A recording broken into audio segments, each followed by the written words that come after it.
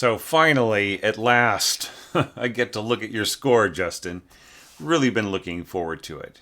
And you got so much cool stuff going on here.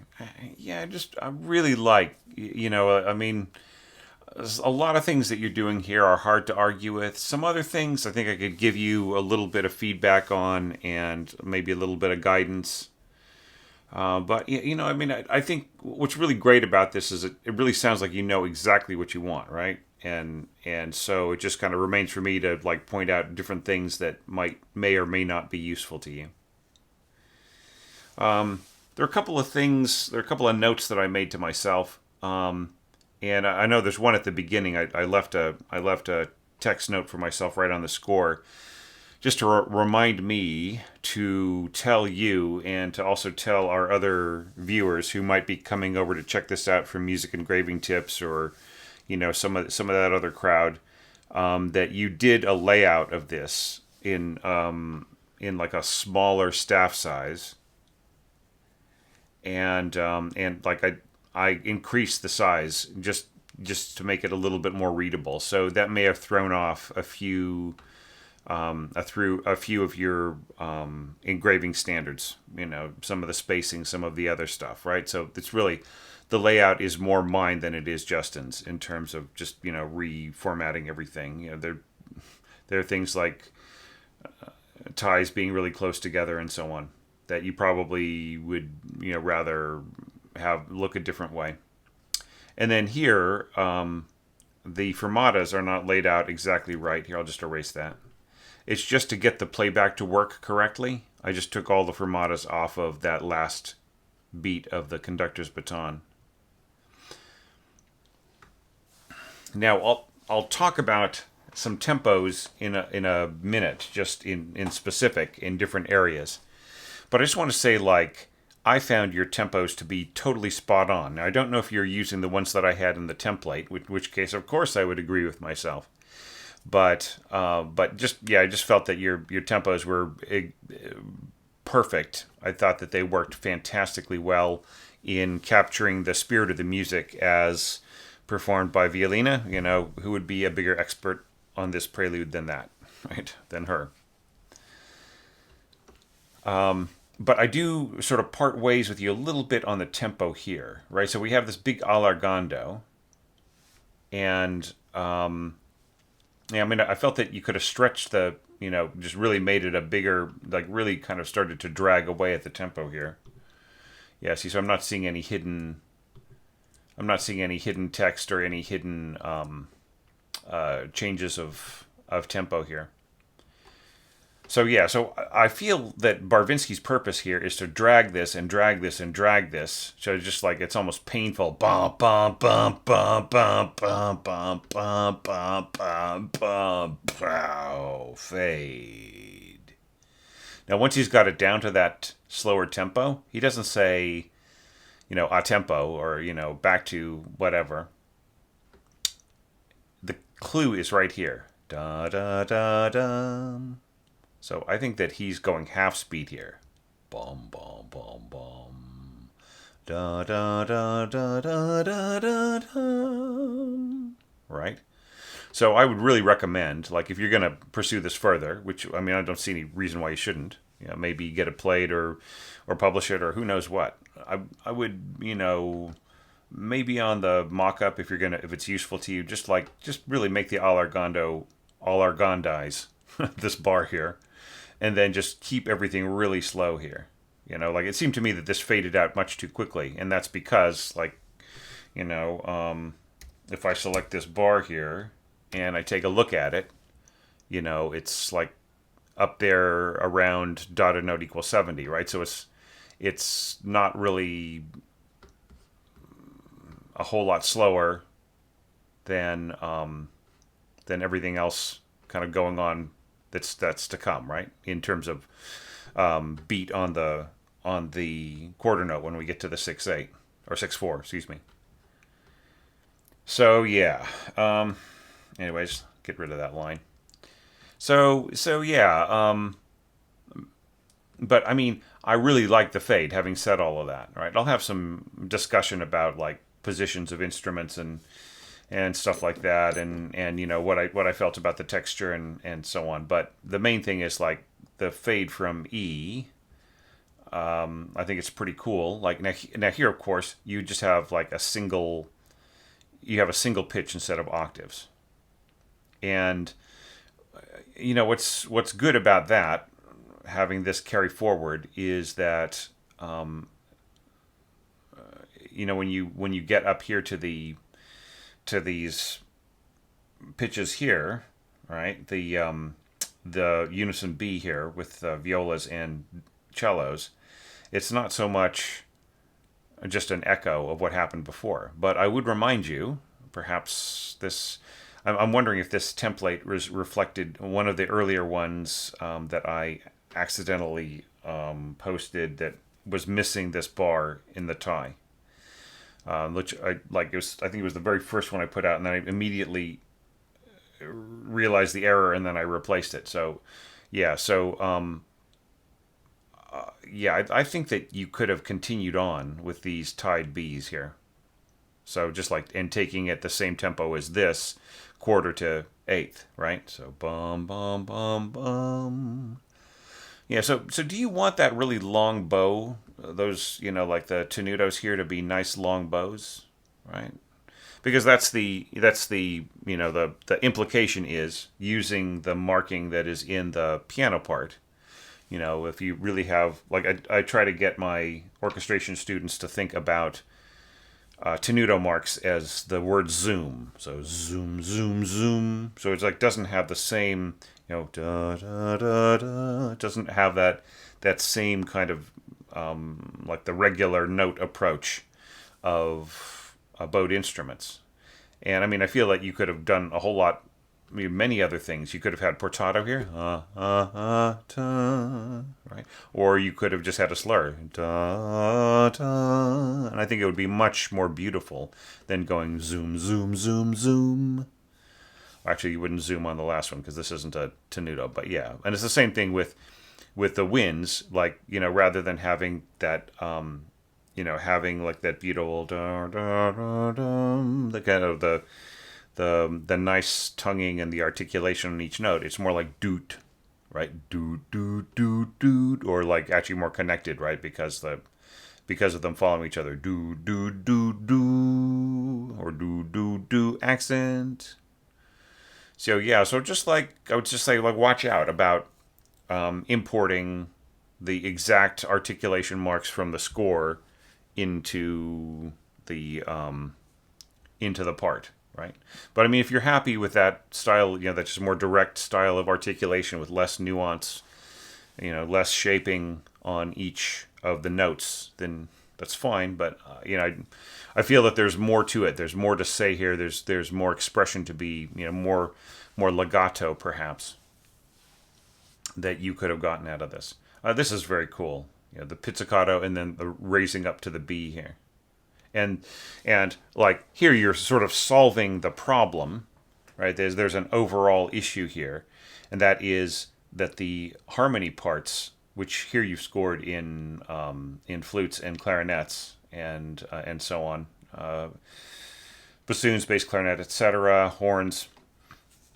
The real risk here is that the prominence of the low part will be sort of blotted out by the higher part, just because we're listening to higher pitches all the time, right? As listeners, our instinct is to give priority to the upper part. Now, you have solved that problem in an ingenious way, and that is by having so much weight on them, right? So, like, you instead of having to mark each one of these parts separately, like having your upper winds pianissimo, since you have almost the entire string section playing the octave melody, plus oboe and English horn, then there's no problem. You do not need to do any kind of dynamic mixing. It's written right into it. So this is an example, folks, of what I mean when I say you should use the actual character strengths of registers and and so on to do the mixing for you, rather than mixing every single, having every single part written with a different dynamic, as if there was an actual mixing board where you could turn players up and down. Now this I agree with, especially going up to this E here. So this is really gorgeous right in here. The horn scoring fits right into everything else going on here, and it doesn't interfere with the line, the lush line of the strings here. And I really love the way that you've nuanced the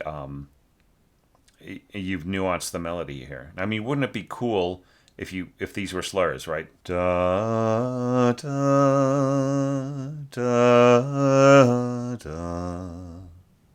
Actually, I went diminuendo a little early there, but you see what I mean.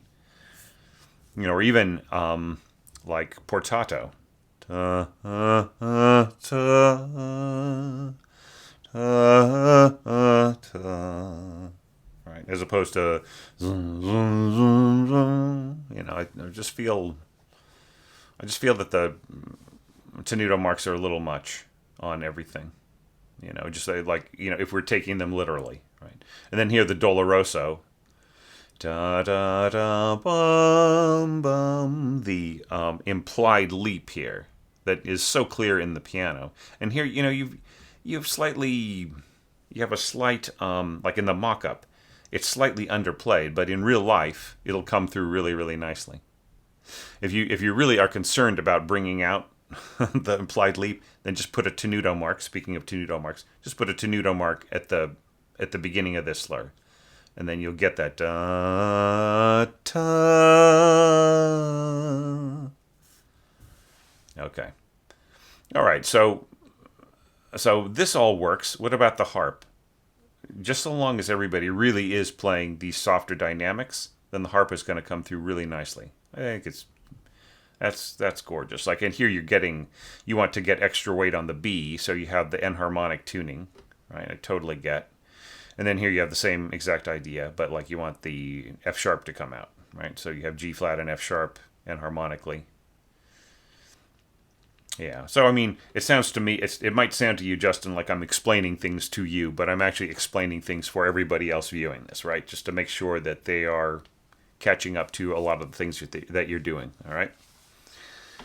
All right. And then this is nice. See, this also brings out the implied leap closer to the lower part of the melody. Right. And yeah, Doloroso, they're really going to lean into this. And it's good that you have marked the flutes here, crescendo to diminuendo, but I would submit to you that everybody belongs in that Doloroso push. So I think you should mark in the rest of the winds here. Bass clarinet, bassoon, clarinets should push and release. Right. And I'm totally with you on this.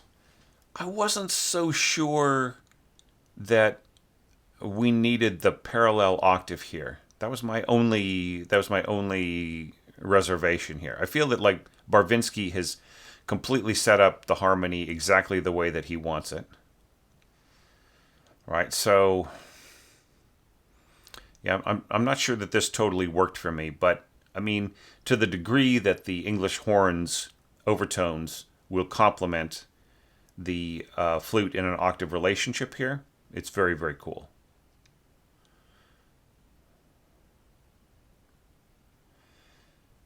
Yeah, so I'm not sure why the first oboe was the only person to get a push in right in here. Maybe everybody could share in this nuance here. Yeah, that would be my instinct.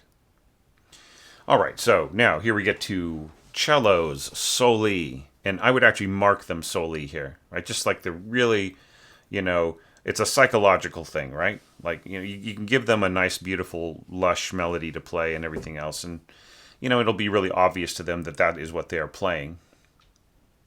But you mark it soli.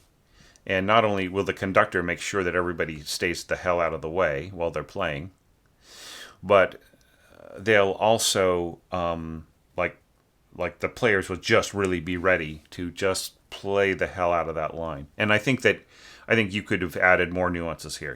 Duh, don't slow down. Duh. Or, I mean, you have to think do you really want to? Duh. Right. And then here, da da, and then it looks like the same note, but it's all the way down to E. Da. And see, if you're gonna bow this, right? It works perfectly as you could even go down, up, down, right? Or just taking long bows, down, up, down, up, down, up, right? But I think the slur here is it's a little, it's a little bit of work that the player doesn't need, and it robs you of the emphasis of the bow stroke on the downbeat right when you need it, as you've got all these other winds and the horns and everything else going on. Now, here you've got what, in the mock-up, of course, the mock-up doesn't know any better than to just play what it sees. Most harpists might look at this and just automatically play arpeggiando. I would recommend arpeggiando here, and I would recommend a marking of at least mezzo piano, if not mezzo forte. Because this needs, the problem that we have here, all right, is the horns and the pizzicato. So both the horns and the pizzicato will want to absorb the sound of the harp. And you can hear that in the mock-up too, right? Mock-ups lie, I know. But in this case, they are telling you the truth. The sound of the pluck of the pizzicato is going to eat up the sound of the pluck of the strings in the harp, because you have got, anywhere from 12 to 16 people plucking this E, and you've got one harpist plucking this E, right? So the competition is non-existent as far as the harpist is concerned. They just cannot compete. So the only way to make this stand out against the pizzicato is to roll it and to have it to be a little louder. But even at mezzo forte with a roll, it is still going to have a problem being distinguished from the pizzicato. And then on top of that, you've got the horns here. So what would be my recommendation to really fix it? Take it up an octave or two, right? Just to have nice juicy rolls up where that, just right out of the way of the pizzicato here, where they can really be heard. But, not going to tell you how to orchestrate your piece. If you really want this to be, so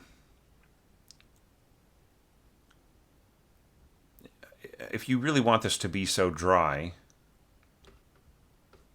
you might want to say P sec, right? SEC, secco. Or just put in that little damp, put in the looks like a coda sign, and then just sim, right? Or you could mark it staccato. There's a bunch of different ways. A roll sort of almost makes you think that, well, if we're going to roll the harp here, then maybe it's better if it lasts longer. I'll leave that up to you to work out. Okay, so I only see two real problems here in the way that you've scored this. Okay, there's a lot of cool stuff, like for instance here, when you go all the way up to the D, cutting out the horns makes huge sense. Okay, however, here's the problem, is right in here, this written A, sounding D. You think that you're helping out a guy here, but all this is doing is obscuring the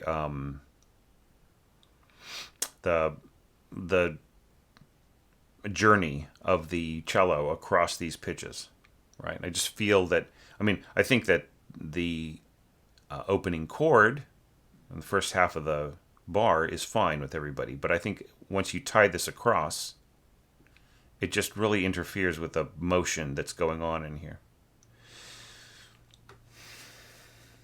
Now, morendo, some people have been using the morendo marking to suggest like a morendo that is in both in tempo and in dynamics. So you just sort of have to like here. I think it's dynamics, but I don't know. I think that you should, if it is in dynamics, I think that we need to see everybody softer at the end. Yeah, all of these, maybe everybody could be down at pianissimo, with the harp maybe at piano, and same thing with your cellos and so on. This is kind of cool. This little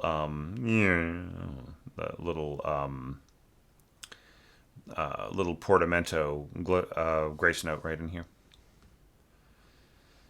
Oops, that's silly. All right. All right. So here's the other problem with the winds, and that is repetition of timbre. Right. So here you got winds and horns. Here you got winds and horns, and here you got winds and horns. Right. So it just sort of and the winds and horns are like all in the same positions. Right. So it's the same place, same place, same place throughout. Right. So it just sort of feels like the chord is hanging on. But I mean, look, if that is to your taste, if that is, if that feels right to you, it's great. But what I worry about is that the cellist is having this journey, and he's starting, way high, and he's working his way down, all the way to way down here, and so this doesn't feel like it's reached a restful place. It's sort of the same place that the cellist was at the beginning of the journey. So, I mean, that would be my only real issue with that. You know, I mean, could there be some way of stating this with other players with a slightly different texture, maybe lower down, maybe with strings, some other kind of variation, so that like we reached a kind of a calm place. Maybe the first chord here could start higher, right? So that eventually we worked our way down. It's just a thought, just like proportions, something really like it. Those are the things I feel that like make something a real masterwork, right? It's just like working out just those tiny little details. So just something, food for thought right in there. But otherwise, a terrific ending. Now, jumping back to D here, you can see exactly why I took pains to point out that I had enlarged the score here. Just because, everything is so close together that it's a bit of a mess in places.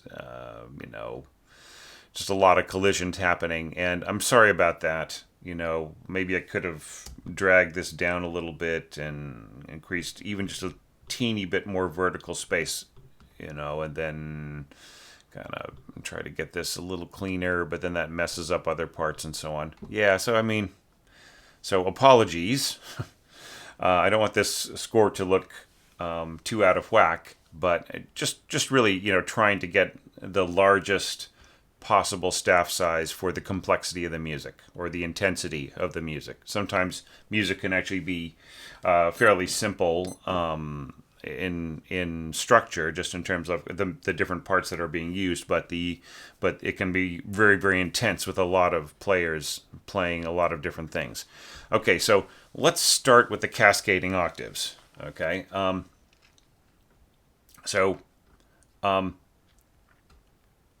one of the problems that I'm seeing in this score, in this section at the beginning of D, we have 7 bars of cascading octaves.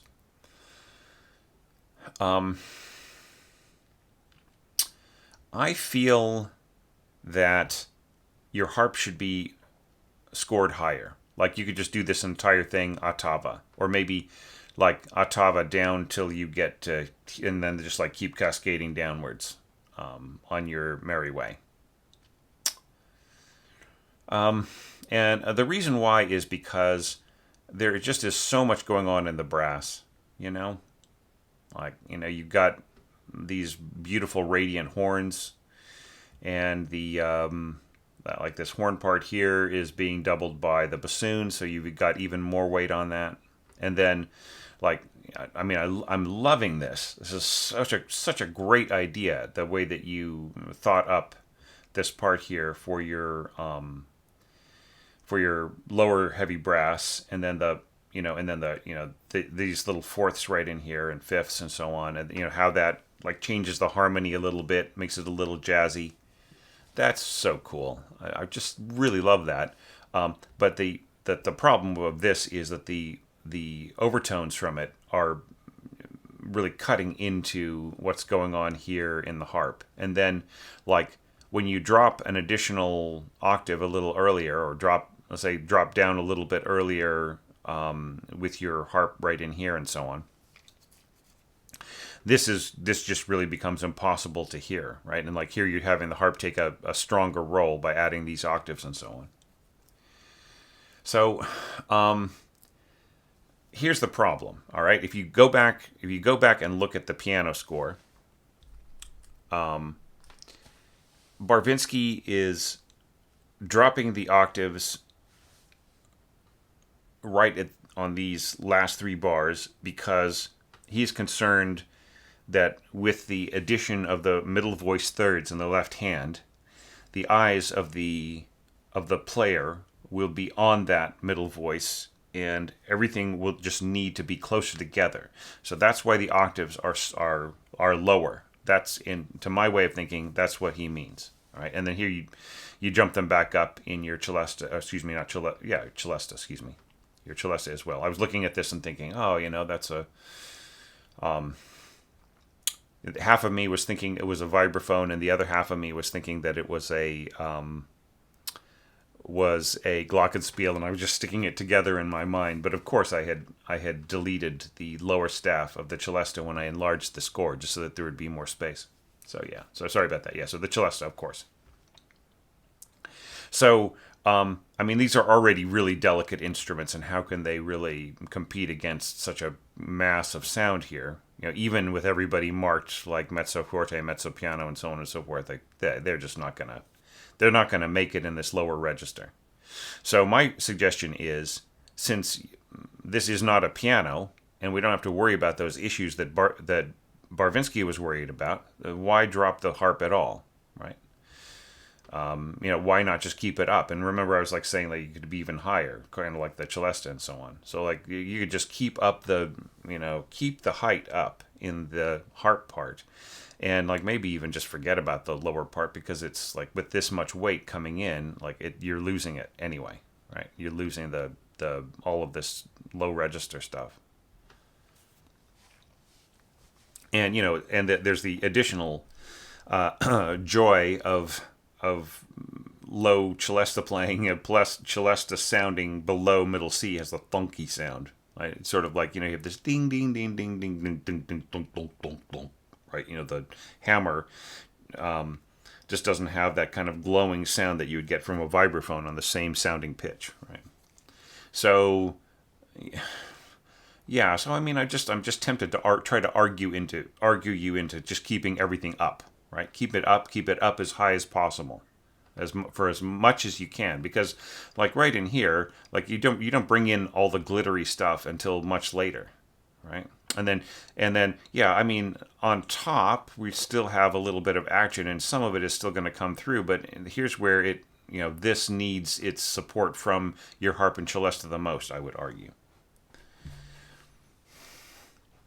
All right, and then the other elements of the cascading octave, the violas and the cellos and so on, you connected beautifully. I feel that this is one of the strongest orchestrations of those cascading octaves. And then, like, by adding the rising octave here, in your trombones and tubas, and the double basses and the cellos, although it's like not slurred up to it, right? I feel that that's a very strong approach right in here, and it really helps to tie everything together. It's just, yeah, once again, the danger of the trombones right in here, their strength, and the intriguing color that they bring into the harmony here is also a distraction from the from the cascading octaves. So you have to just make sure that those octaves are nice and, that are just anything you can do to increase their stability without making them like too loud. Like you don't want them to be bonk bonk bonk bonk bonk, right? But or maybe you do. I don't know. But obviously you don't. But anything you can do to like make them brighter, make them more listenable, more apparent, without like bulking them up too much and so on, making marking it mezzo forte or something. Just to try to keep everything with the same kind of gentle articulation and so on. I don't think you need to go to the extreme of like of marking down your brass here to like pianissimo. You actually have fairly balanced brass. I don't think you need to finesse it too much. And I think also you're taking the approach of the players balancing themselves, right? So even if it's a little out of balance in the mock-up, that in real life everybody will be managing themselves. I'd say like, if you really want to finesse this mock-up, you could like just, you could slightly drop your brass here in the mix, right? But don't really worry about it so much. Yeah, and then here you have like this is really, really great, giving the player just a second to rest and then reposition themselves to play the downward octave. But at least you're not slurring them all together. Yeah, nice. Yeah. So, and then bringing the bass clarinet in. Yeah, so, I mean, it looks incredibly complicated, but it's actually just, the octaves are actually working together really, really nicely. So, yeah, so going back to the melody. I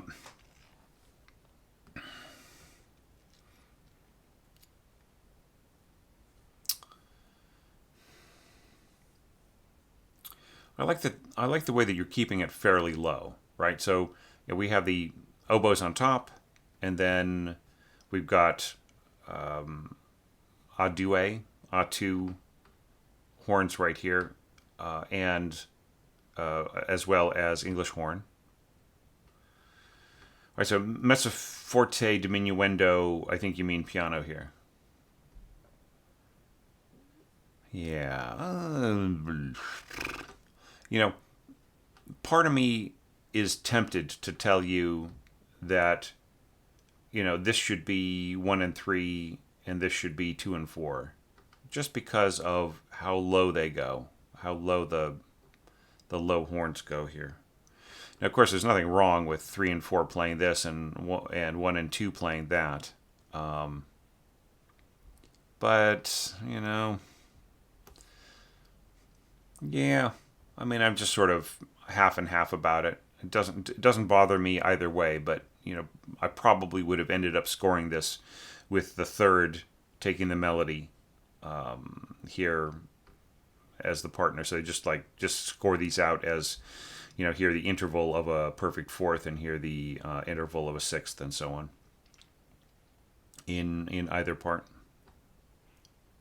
And then going to separate voices when you get to here. Yeah.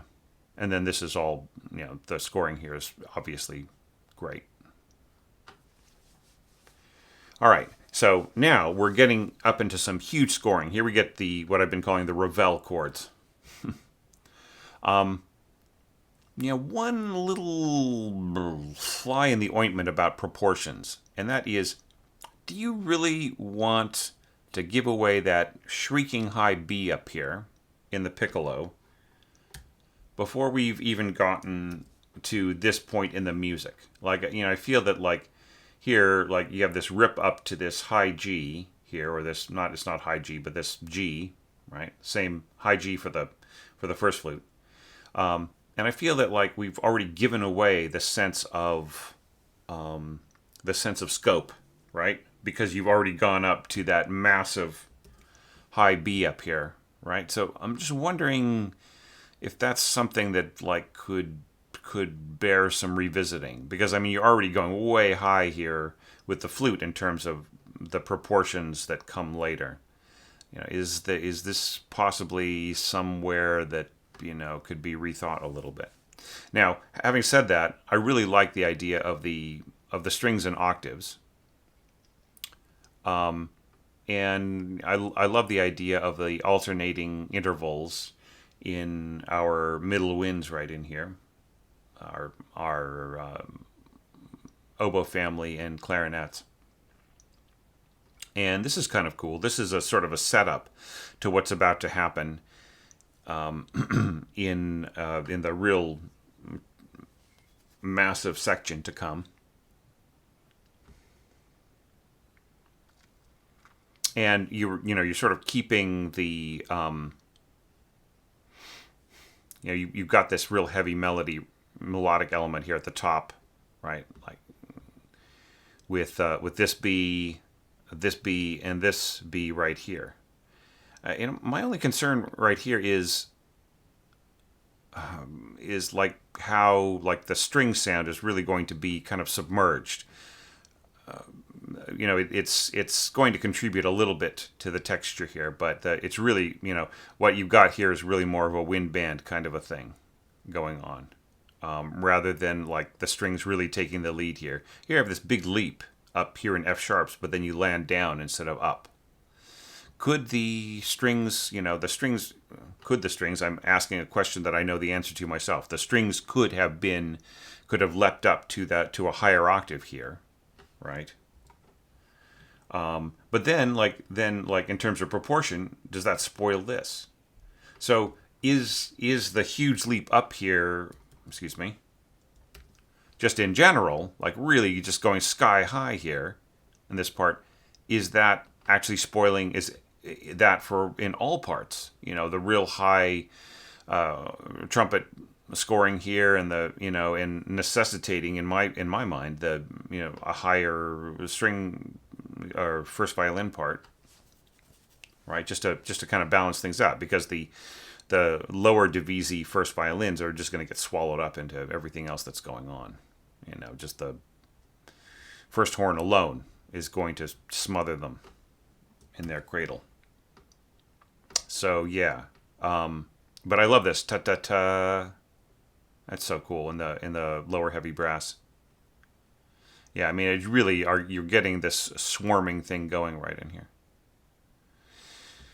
Kind of wondering, like, what's the general articulation plan here? Are they just separated notes or accented, or could this improve with like accent tenuto maybe?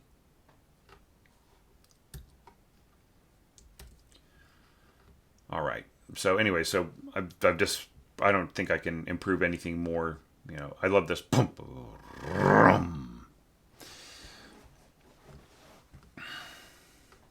Yeah. Some pretty high playing in there. I think my eyes are going bad. Yes, I was seeing falls. I think maybe I've been doing this too many hours a day for the past couple of weeks. Yeah, I was seeing lines that weren't in there. I'm hallucinating. I'm having so much fun. All right, so here we go, like up with these rips, and then you've got the entire string section except for the double basses playing the melody here. And once again, I have concerns. All right, my concern is that we've got support by piccolo and first flute on the top line. We have got support for the second violins from the second flute, and that's it, right? And so these lower lines here, like the violas, of course, are also supporting the second violins, but the cellos here, although that they'll be very very they'll be very bright and very kind of really soulful and so on. I think that they might need a little bit of help, right? Is there any instrument here that is basically playing something that is redundant, like that would is so powerful in another part that the the use of them is kind of, you know, is kind of unnecessary. And what I would say the answer to that is your bassoons. So your bassoons here are going to be completely eclipsed by the trombones playing at fortissimo. Like you'll be able to hear a little bit of timbral quality of the bassoon, a little bit, but not really that much. So couldn't like A2 bassoons be bolstering your cellos, right? Right. So, and then here, like, you're sending everybody all the way up to a D flat, and that's, that's perfectly doable for your, like, just so long as they're sort of approaching it, not quite by step. There's a leap right there at the end, but like it's all, it's fine. It'll work. It'll be really fun for your bassoonists to do that, and it'll really help bolster this up. Or you could even have a single horn covering this, right? And then here you do bring in the horns, right? And then you kind of don't need the bassoons anymore. They can go back to playing triple F. Now, I would say, like, here we are going to get into balance problems, I'm thinking. Okay? Especially with so many parts covering so many other parts. So fortissimo brass is really going to just blast everybody out of the water. And then here, triple forte, according to my way of thinking, triple forte is the loudest that a player can play and still have all of the complete control of the musicality of the part, right?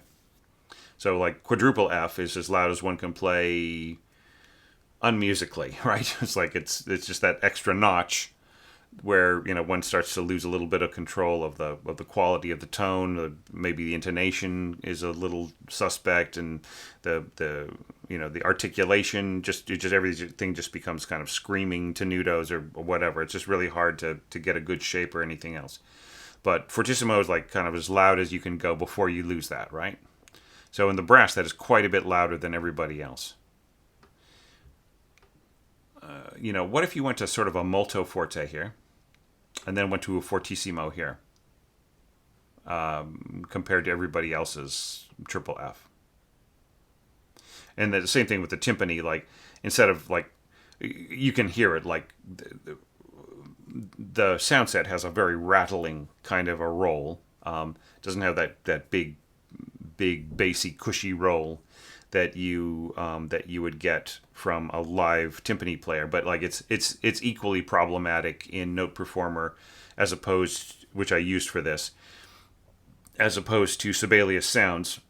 Also just does not quite have the right sound. But even with the correct sound, there will be a loss of clarity of especially of the lower parts, and it will also really distract from everything else that's going on. What if this roll were just fortissimo?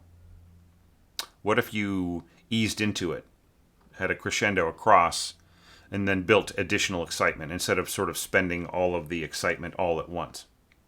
And for that matter, you are doing something that I'm going to talk about now already, but maybe you could be doing it a little bit more, right?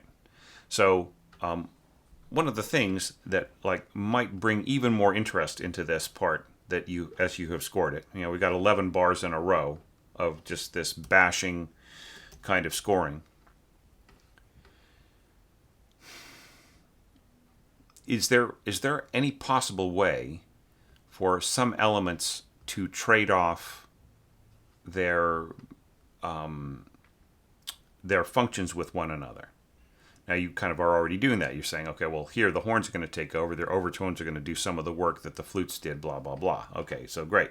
But is there any way of an overall evolution of the texture here towards something greater and more expansive as you go? Or is there a way of contrasting between different bars of maybe the heavy brass taking these arcing patterns, and then the winds taking the arcing patterns, and maybe is there some kind of back and forth that's possible? So I'm not saying that what you scored is is wrong or doesn't live up to it or anything like that. I'm just saying, how can you make it even greater, right? Yeah, and I just love the boisterous horn. See, like, so this is an example of that. You are finding some different ways for the players to work. So you're kind of getting off of these patterns and so on. Now, just kind of another little comment about piano versus orchestra. And that is, there is a space being made in the piano music because of the octave melody. Barvinsky wants a little bit of space there just for the clarity of the melody's sake at the beginning of this passage. But then after that, he just completely disregards it and continues repeating certain things. So I would say that if that is the strategy going forward, then you can use it here. You do not have to make a break right in here, right? Because it sort of like almost turns into a little waltz, boom, doo-doo, boom, doo-doo, rest, doo-doo. You know what I mean? It just gives, it just feels a little interrupted. And that way you can have phrases that reverse themselves. You can have an upwards arc and then a downwards arc and so on.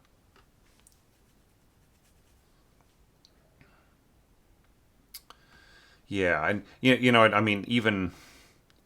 mean, I know that brass players can play for quite a few bars at triple forte, but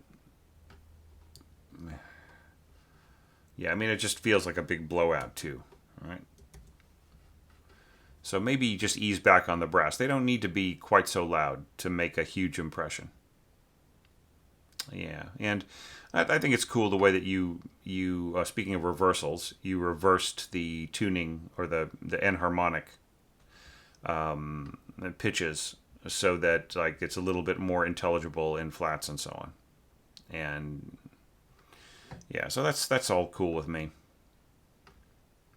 And of course, we'll perhaps make a little bit more sense on a B flat clarinet.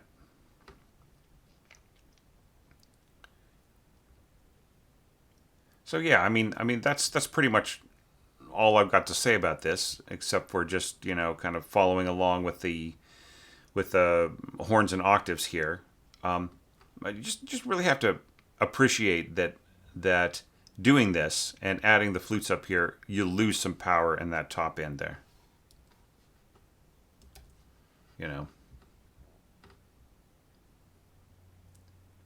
What if some of these repeating parts here could track the melody? At least up above. But yeah, this is really extraordinarily powerful in here. And I'm wondering if you could have brought in the bassoons or something. I mean, it's perfect. It's perfectly fine for you to go dun dun dun rest ba ba ba ba ba ba ba ba ba ba ba, just to give it a little extra kick in the pants. Do you know what I mean? But yeah, nice crash there. And now back to the beginning of the piece.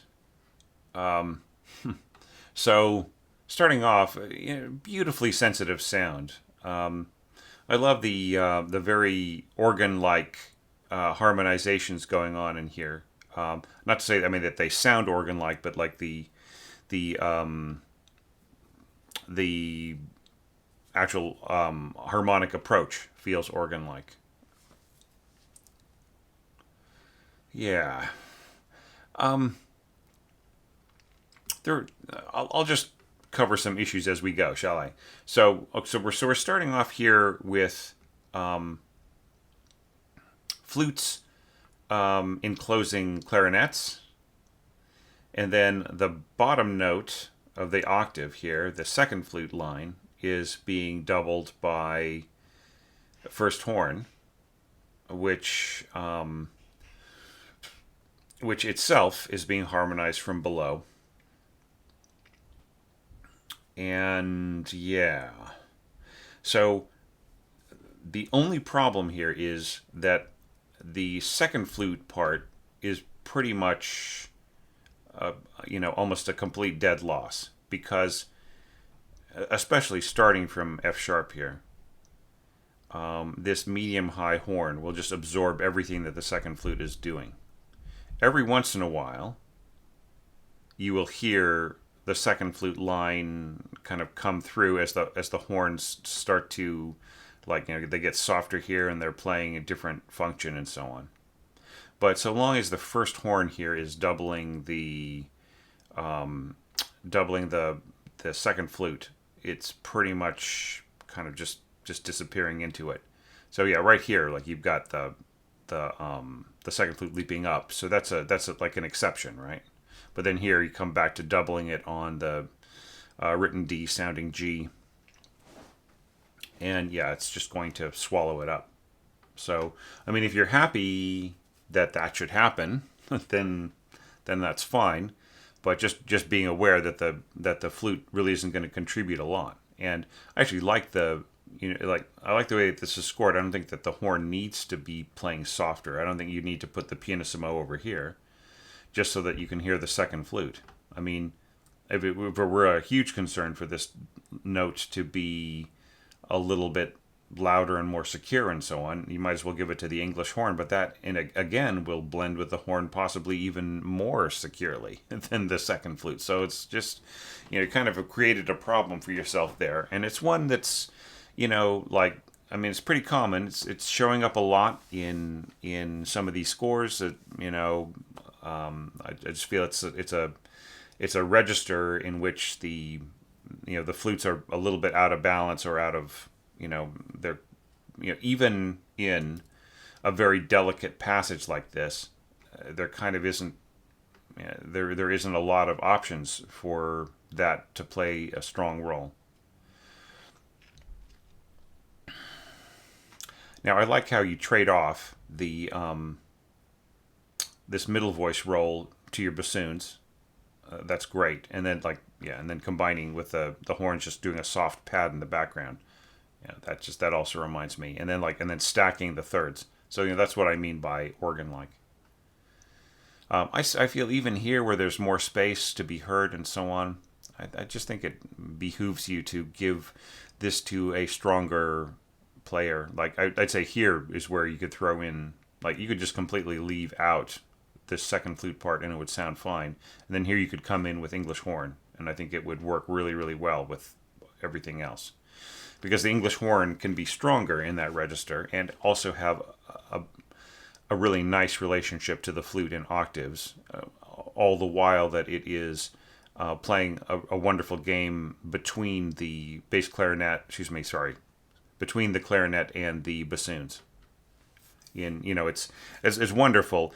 What a lot of people don't get about the English horn, because they're so used to just hearing it play solos, is that it is a wonderful blending instrument. It can take on the qualities of other instruments around it in ways that oboes don't, at least in certain registers.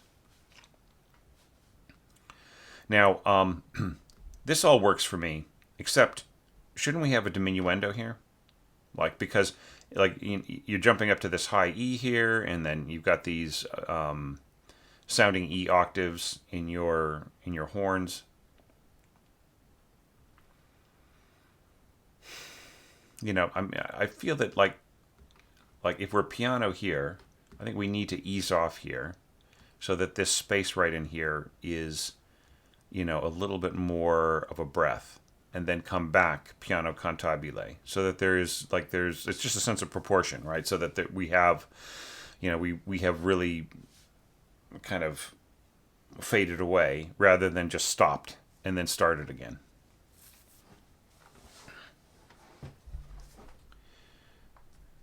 Hang on, I'm just taking a second to set something on my other screen. Right, so now we go to this lovely passage in here, and just sort of the same way that we had in the D section. I really love the way that you have set this up to just have really simple, straightforward functions in one section, or between two different groups, and then and then another function in another. I think that it works really, really great. So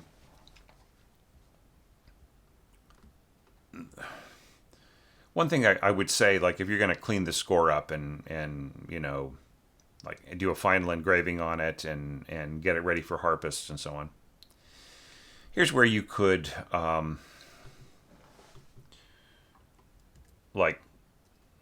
just really have. Sorry, I'm trying to like this might work better for the harpist's hands. Like, so the left hand is playing this, then the right hand plays this, and the left hand goes over, and then the right hand comes back, and so on. There's ways of just kind of working this out, and so on. And it could also be done between two bass staves, two bass staves as well. And then here, these thirds, while they're perfectly playable by a single hand by the harpist, I think that they should be shared between hands. Like the harpist should walk down with the thirds, with both hands, one hand on each line. Yeah, and same thing here. Yeah, so I would just like work out the stem directions to to let the harpist know which hand is playing when and so on. And you can do that, and then the harpist will come up with a completely different plan. And it's because you weren't thinking of X, Y, Z, right? That they know.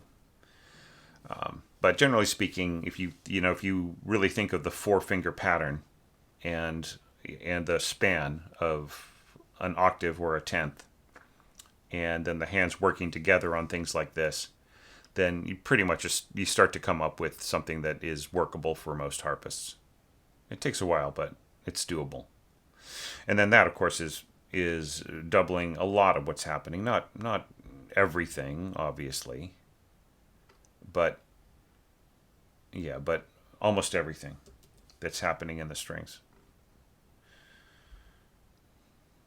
Well, no, actually, really, I mean, it is more than what's happening in the strings. To correct what I said, and of course, this is starting to merge with the middle voice that's happening in your other winds. So this all works fine. A little strange, though, that you have a crescendo here in your instruments that are far more radiant, and you don't have one here in your instruments that are much easier to drown out. So watch out for that. All right, so here we've got a duet, two on each of these flute and oboe parts. I think that you could probably just get away with a single one of each, because you're already doubling. I mean, it's almost tempting to, like, maybe this could be a duet, and this could just be like first, not second, but first oboe, because it's being doubled by the English horn already. You're going to get a real full, thick sound there. And then once again, the melodic octave is enclosing the harmony here, and then there's a harmony below. So that all works fine. So you just have two sets of sort of 6/3 triads kind of working their way through this melodic arc. Yeah, pretty much works for me. I don't really see any big problems here, except for just the crescendo against these softer parts, especially the winds, right? Or the harp. I'm saying the opposite of what I mean. It's been a long day. Wow. I did a morning of recording, and then I went Christmas shopping. Whoopee. Not as horrible as it could get. All right. Yeah, and then here we have a crescendo to forte and a big roll. And, pretty much by the time you bring these horns in, and your winds are getting stronger again. Like here you fade back out, which is great.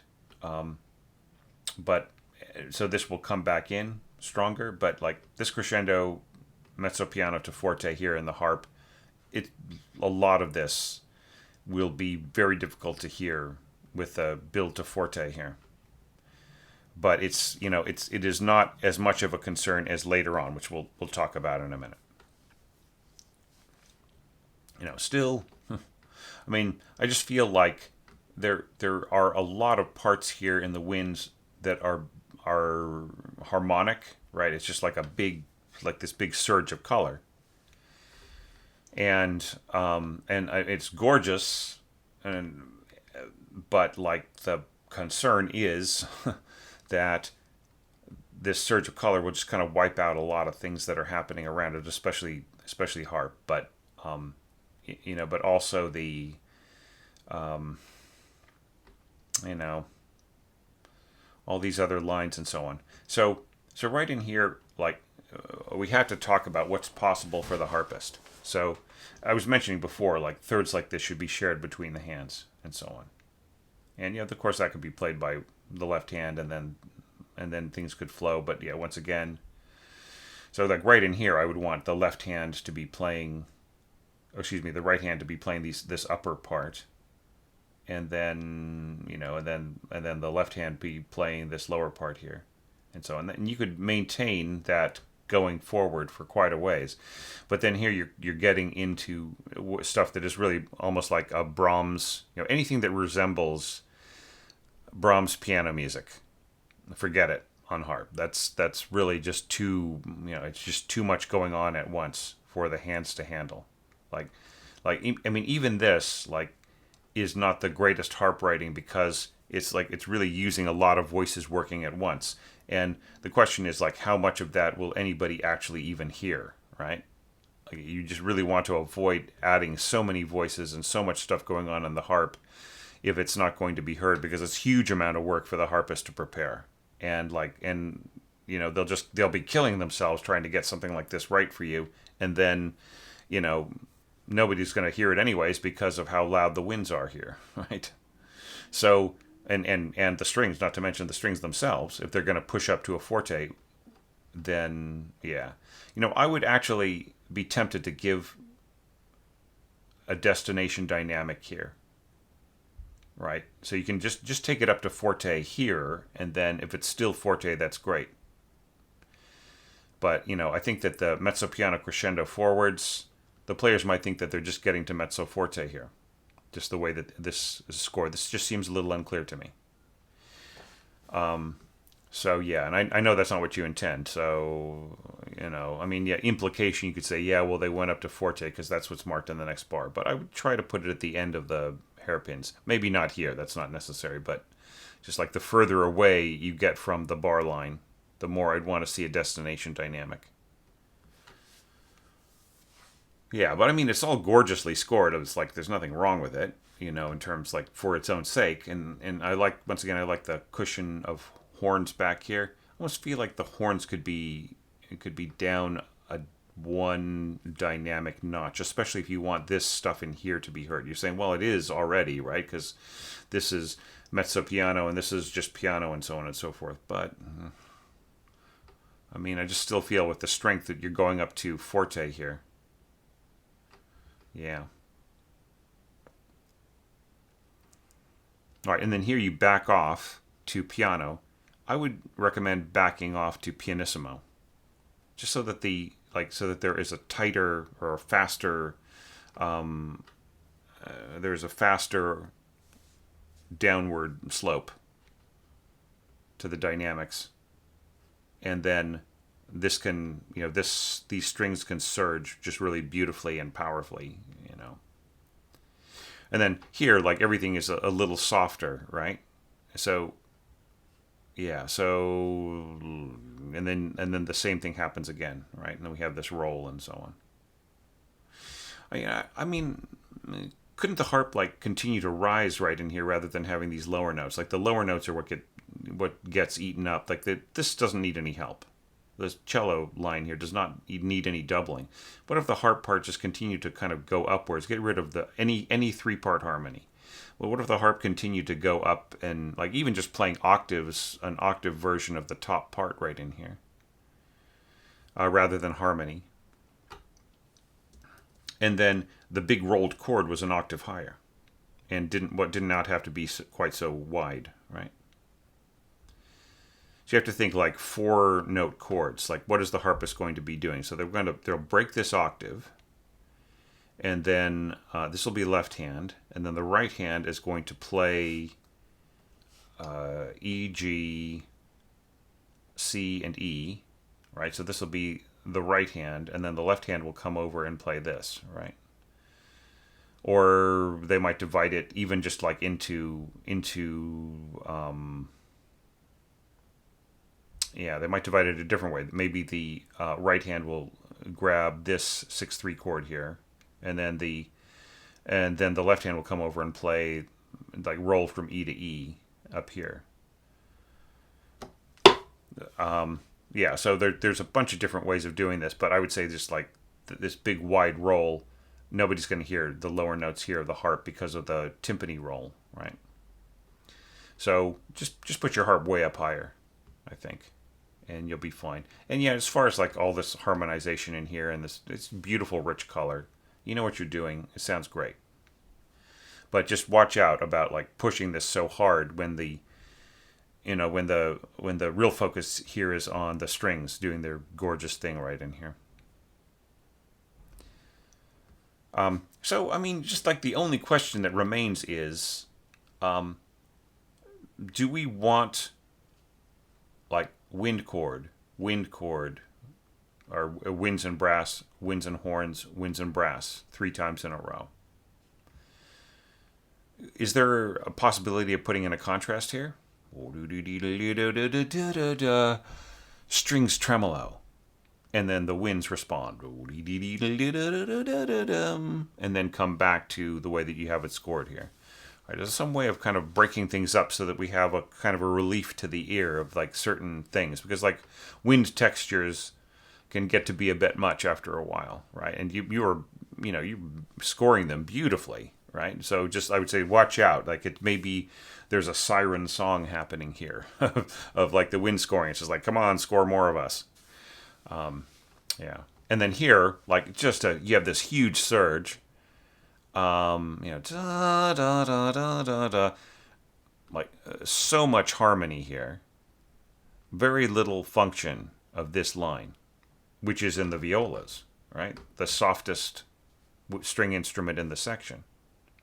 And also, it's not getting any surge. Anybody in the winds or brass able to double this line a little bit? That's already, like, anybody who's like already just doing stuff that other instruments are doing, right? That could be spared. I would say anything that is being doubled in other parts, like say, like right here, you've got F and D being played by your trombones. Nobody's going to hear that on these bassoons anyways. Maybe one of them or both of them could be doubling the violas right in here. And, I mean, yeah, you're saying, but what about the harp? The harp, nobody can hear the harp with all this mass of sound going on. So, if the harp were like 2 octaves higher, maybe. And then, here you sort of throw in this harmony right in here. Okay. I feel very strongly that this line is meant to wander. Now, you have it so thickly doubled. And so, this line is essentially tripled, right, by all of your upper strings. There's nothing wrong with that, And then you have the octave below in your clarinet family, and the octave of in flutes trading off to oboes. That's all great, but maybe you could just ease off and not tie into the downbeat here, and not give us this chord in the background, just like it is in the piano score. I think it's just so simple the way Barvinsky has scored it. He wants the audience to not know where this line is going. So giving us some harmonic context, it seals the deal. It locks in the listener's mind, it locks the wandering line into a context where it has to resolve itself a certain way. Whereas without any of that stuff, the line just goes where it needs to go until it finds out where it's going. Right? There's much more of a there's just much more freedom, I think, to the expectations of the listener. But nicely managed tempos right in here.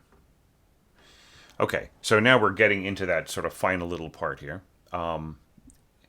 which I have characterized in my evaluations. I don't know if you've seen any of the other ones yet, Justin, but calm surface over restless undercurrent. So here we got the restless undercurrent, these pulsing octaves down here. And we got a little bit of support from them, or for them, from bass clarinet. Maybe there could be a little bit more, you think? Just things like there are a lot of people who aren't being used. Contrabassoon could play extremely softly down there.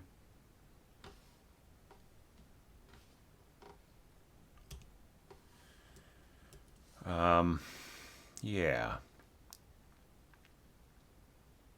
And then you're kind of adding to the that sense of restless undercurrent with a very soft timpani roll, which I think is wise to keep it really soft. For as far as I'm concerned, it could be triple P, and it would be even better to my taste. All right, so here we're going to pretty much like a direct transcription of the pitches of the melody. Here we've got the octaves, right?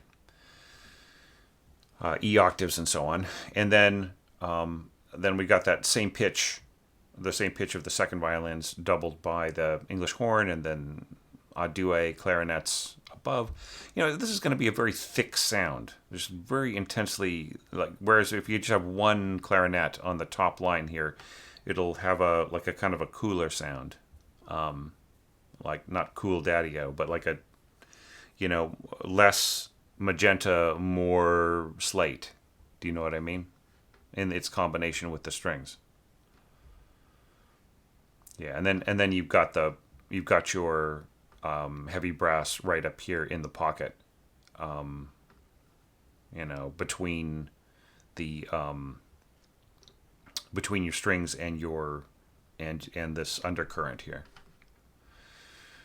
Now it's really close. So you've got your first trombone doubling the second violins. I was going to get to them in a minute, and I like the ameliorating or moderating influence of the English horn here, but I almost feel like the trombones are going to be a little too warm. Do you know what I mean? Like, this is the kind of thing where you could have scored this on horns, and it would just make perfect sense, and everything would work the way that it works and everything else. But the thing is, I don't want to tell you, hey, score these trombones pianissimo. Like, that's the last thing I want to say, but there just needs to be some tempering of the trombones here. This is like where, like, a conductor would probably end up saying, could you play a little softer trombones? And their response would be, yeah, it's like every other time. It's just, I've heard it a million times. But in this case, I would say just the radiance of the conical brass right in here, with just the beautiful, just that beautiful sound, right? And especially with doubling one of them on the melody, I have concerns. Yeah, and then like the trombones, once again, as they increase and increase here, and then are joined by the horns, we hear less and less of these octaves. But it isn't really the brass that are the biggest problem. It's this foghorn down here of the contrabassoon and the roll of the timpani and the tuba joining in an octave higher. So that is basically taking away the sense of function here of these these leaping octaves. So just watch out, you know what I mean, in situations like that. That's not to say that this isn't amazingly cool, the way you're bringing in, quadruple horns right in here, and then going to the octave and everything else, and really bolstering up the strings. I mean, it's so powerful here. Here's where I would push the strings to forte, right? And maybe your upper winds here, just to kind of get them. That would balance things out. If you don't do that, it's fine, but it's really going to be all about the brass here.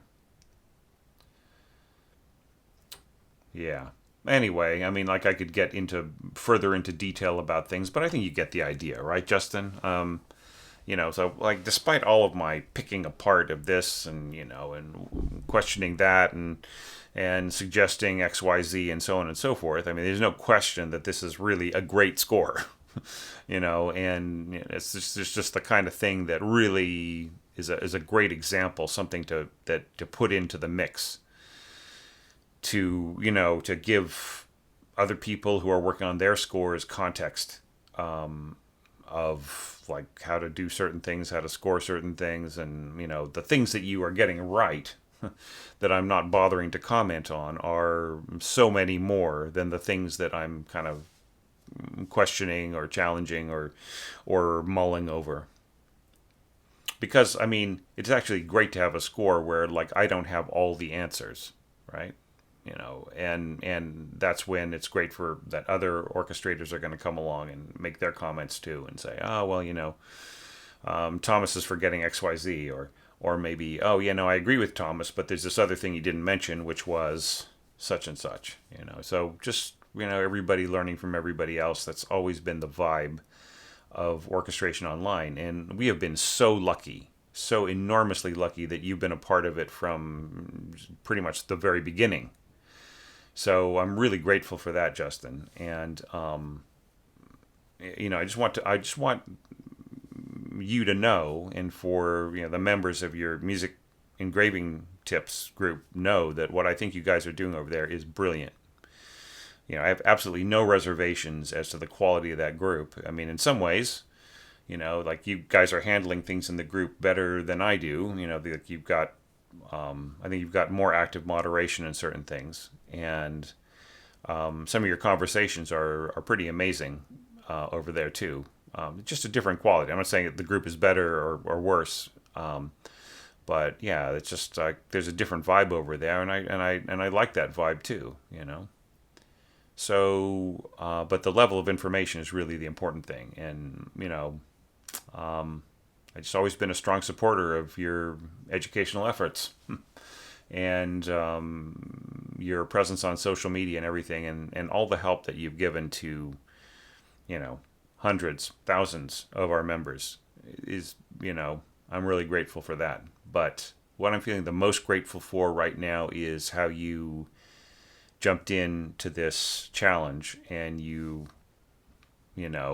turned in a standout score, a standout entry, and you did it right at the time where it would be incredibly helpful to a bunch of people who are really suffering, a bunch of our friends, and there are way more of them in our groups than we realize, who are not really sure what's going to happen tomorrow or in an hour, right?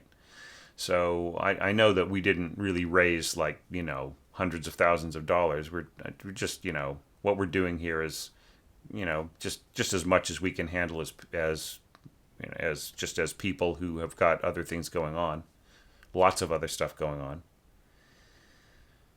But but we did something, and I think that was important. But it's not about us. It's about, helping out those other folks. So, like, if anybody out there has been thinking of donating to the Lisa Batiashvili Foundation and helping out Ukrainian concert musicians and other musicians, then this is the time to do it, because those people need help right now. And I'll be making an additional donation from some of the support that I've had on Patreon since I made the first payment a couple months ago, and that will be coming up in January. So, and I'll make that a part of the finale event for this this run of challenges. So, yeah. So, thanks for that, Justin. Thanks for everything you've done over the years. Not just for the group, but for me personally. You've really helped me out with a lot of stuff, and I've never forgotten any of that. And I just once again hugely approve of what you're doing over there at Music Engraving Tips. And thanks to all my other patrons out there, my website subscribers. There's a newsletter should be coming today, and my viewers and people who are just following this series and watching every video. You guys are amazing. But you know what to do. Justin would love to have feedback from you. and I'm sure he's going to jump in and comment on some other videos when he gets a chance, maybe over the holidays or after the holidays. So thanks all. It has been a really amazing day for me looking at all your scores, and the fun isn't over yet. So yeah, like the one that I just released before Justin's was also incredibly amazing, and the one after it is going to be, wow, what a challenge to evaluate. So watch out for that, and I will see you very, very soon.